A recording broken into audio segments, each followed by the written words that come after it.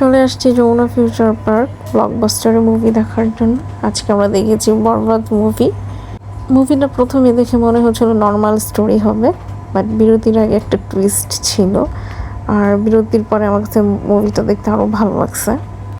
Tamil vibes আছে মুভিটার মধ্যে, ইমোশন, অ্যাকশন সব কিছু মিলে আমার কাছে মুভিটা খুব ভালো লাগছে। শাকিব খানের অ্যাক্টিং সত্যিই খুব অসাধারণ ছিল।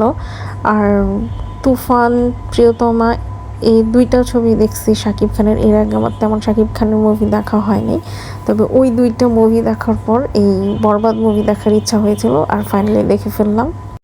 এই কয়েকটা মুভি দেখে আমার মনে হয়েছে এর জন্যই শাকিব খানকে মেগাস্টার বলা হয়।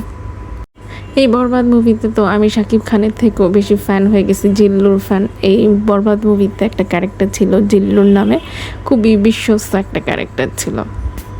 বরবাদ মুভির গানগুলি আমার কাছে এভারেজ লেগেছে, তবে ফুল মুভির কোয়ালিটি যদি এরকম হয়, স্টোরি এত ভালো হয়, তাহলে মানুষ আরও মুভি দেখতে যাবে, মুভি দেখার প্রতি একটা ইন্টারেস্ট হবে।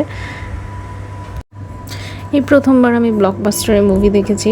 এর আগে বসুন্ধরা সিটিতে সিনেপ্লেক্সে মুভি দেখা হয়। আমার কাছে ব্লকবাস্টার খুব বড় স্পেস হলেও সিনেপ্লেক্সটাকেই বেটার মনে হয়।